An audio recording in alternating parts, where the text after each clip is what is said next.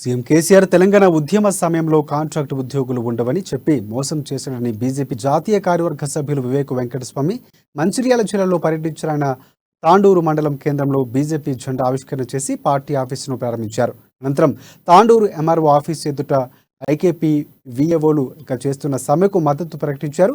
ఈ సందర్భంగా కేసీఆర్ అధికారంలోకి వచ్చాక తరువాత ప్రజలు సమస్యలు మర్చిపోయారన్నారు. వివేక్ వెంకటస్వామి ఈ నేపథ్యంలోనే వారి ఇంట్లో నెలకు 25 లక్షల జీతం తీసుకుంటున్నారని కూడా ఆరోపించారు. రిటైర్ అయి వచ్చి నమస్తే పెట్టిన వాళ్లకు నెలకు 2-3 లక్షల రూపాయల జీతాలు ఇచ్చి ఉద్యోగాలు ఇవ్వాల్సిన అవసరం ఏమొచ్చిందని వివేక్ ప్రశ్నించారు. ఐకేపీ విఏఓల సమస్యలు వెంటనే పరిష్కరించాలని వివేక్ డిమాండ్ చేశారు.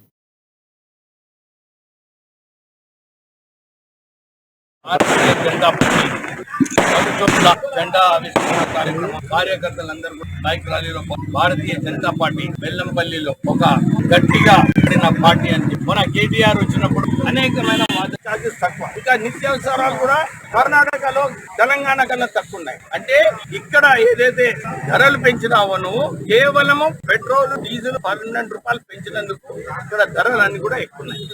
అక్కడ వాళ్ళు అడుగుతున్నారు, సార్ మాకు వాటర్ బాటిల్ 100 రూపాయలే, ఇక్కడ వాటర్ బాటిల్ 50 రూపాయలు ఉండే దాన్ని 200 రూపాయలు చేసిండు ఈ ముఖ్యమంత్రి.